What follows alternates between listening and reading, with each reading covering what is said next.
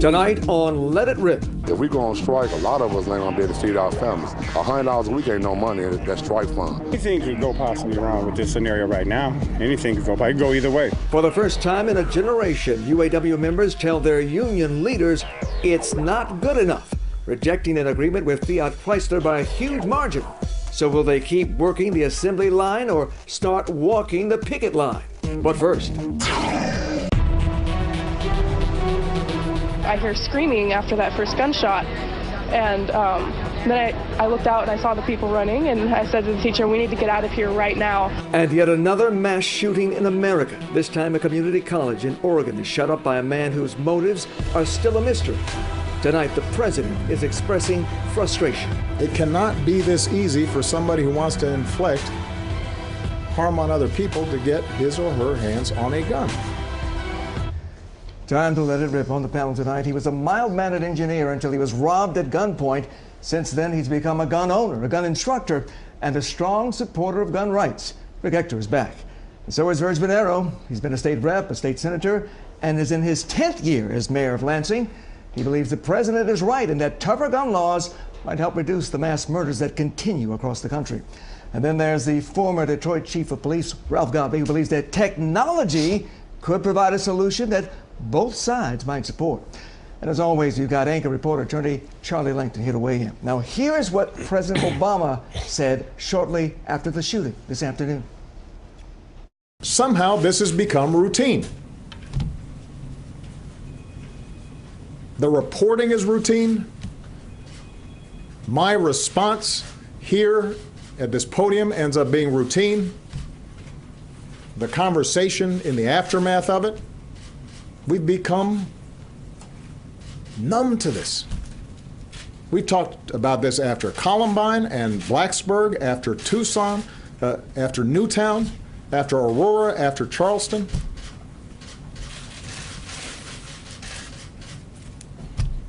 It cannot be this easy for somebody who wants to inflict harm on other people to get his or her hands on a gun.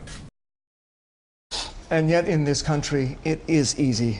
Rick, we are here again. Now, your circumstances have changed. You now have a daughter going to the University of Michigan. That is correct. In her freshman year. And we have a shooting on the college campus, 10 innocent people dead. How then do you, as a responsible gun owner, keep your guns, but at the same time keep guns out of the hands of someone like the man who killed those 10 people today?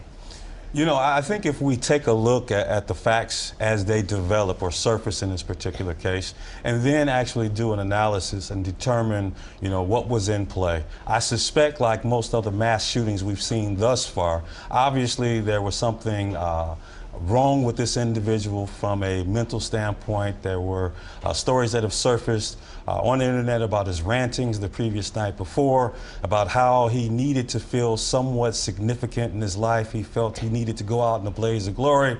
One of the things that we know about people who have these issues, who have no concerns about creating heinous acts of violence against their fellow man, is that no law, however you create it, however you enact it, is not going to make someone obey the law. More gun control. You know, it sickens me that already we probably haven't seen the blood dry on the pavement and people are already dancing in the blood of the victims calling for more gun control. That I find equally sickening. I don't know if they're dancing, Mayor, but the point is that this massacre occurred in a gun-free zone, and there are some gun advocates who say that the answer is more guns. Arm the students, arm the teachers, give them a chance to defend themselves.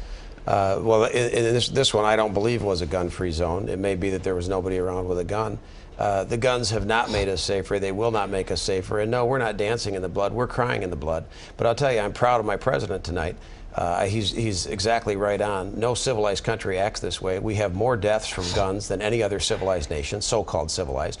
We can do better. We must do better. And my colleague here, my friend here, who talks about that this is a sick individual, of course it's a sick individual, but it's a sick society that has one killing after another at schools and colleges all over the country and does nothing differently. One definition of insanity is to continue to do the same thing and expect different results, and we are doing the same thing, which is nothing. And it's unacceptable. How many people have to die before we do something to stop people like this from getting the guns? We all agree, yeah, boy, this guy shouldn't have had a gun. That guy shouldn't have had a gun. How did he get the gun? Too many people have too much easy access to guns. That's the issue. No, too much easy access to guns. I mean, let's be serious now. From what we've seen thus far, from the story, the facts that have surfaced, this individual had a number of handguns. You look at a place like here, locally in Detroit, every handgun must be registered by law to the state through the law enforcement information network. Any transfers of handguns have to be properly recorded.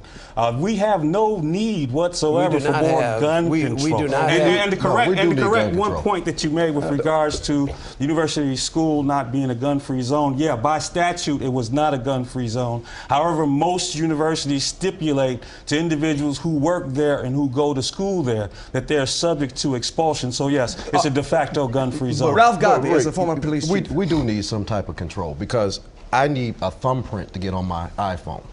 I need a key to get in my car and drive it. Yet the mechanism of a gun over hundreds of years has not changed. And the NRA will not let that agenda change. There's smart technology where the gun can be retrofitted to where the user is the only one that can use the gun. That's another way where you can stop somebody that has ill intentions from getting someone else's gun, i.e. Sandy Hook. Why don't we address the issue which is obviously in play? We have a person with an obvious mental disorder, someone who has no qualms about committing unspeakable acts of violence. Why every time something bad happened, you want to blame the gun and by extension blame every law-abiding citizen who did not? They're not blaming law-abiding citizens. Charlie,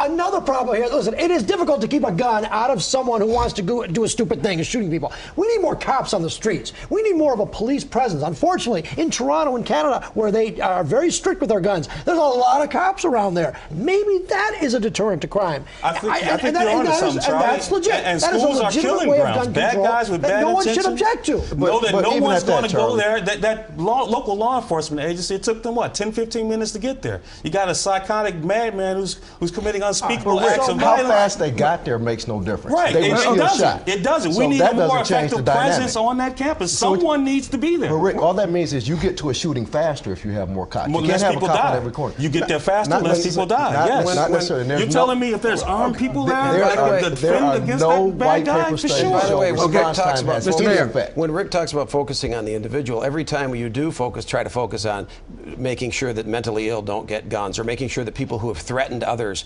domestic abusers, don't get guns. The NRA is there. The NRA is there to, excuse me. The NRA is there to block those laws and weaken those laws. Even though they always talk about let's enforce the existing laws, they're trying to weaken the laws all across the country, and they've had a lot of success with that. Let's talk about the current law. Currently, to get a law, someone who is obviously has been adjudicated as being mentally deficient. You don't always have adjudication. That's the problem. That's the problem. No, it's not fine. Other people need to do their job. We know that every time one of these negative incidents happens, someone knows something happened. Yeah, we knew this person was a problem. You know what? So maybe there's you said domestic abusers had access to guns, and the NRA is fighting. That is the law. More people have died in the United States of America from handguns than we've lost troops overseas in the war on terror. And handguns are tightly regulated. And Rick, not regulated. It's not the same level of urgency in the United States of America. If you go right across the water, less than 2 miles away to Ontario, Canada, they have less than 10 homicides a year and maybe 1 or 2 with a handgun. You go right across the water. If we were losing 12,000 people a year like we do to handguns by some disease, look at how many people died of Ebola, and we had a national focus on it, national frenzy. And we're losing over 12,000 people a year to this disease called gun violence, and nothing is done. Nothing is done, and you want us to continue to do nothing. You and the NRA are content.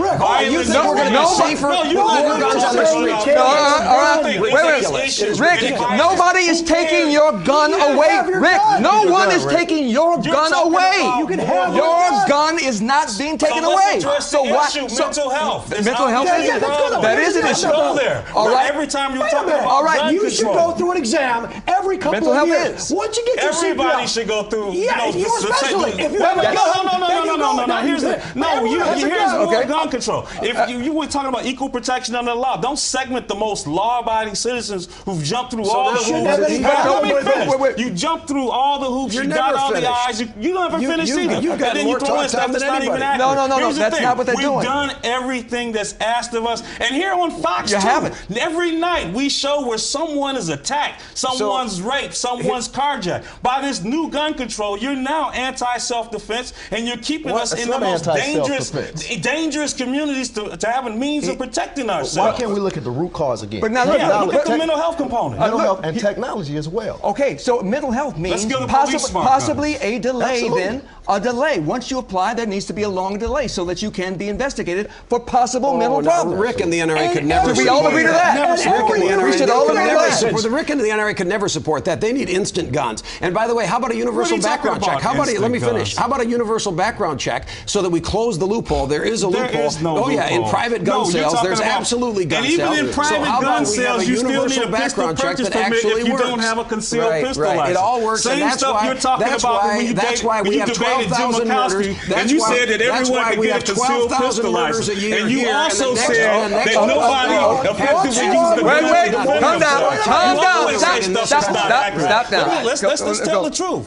Here's the thing. Handguns are regulated. But the truth These private gun sales is rifles and shotguns. You don't have to go through any more mental examinations. Give everybody a mental health examination. I agree with that. So if you want to be a judge, get a mental health examination. You want to be a law enforcement officer, get a mental health examination. Now you have to do that, Examine everybody. You got to do that. Examine everybody. All right, good.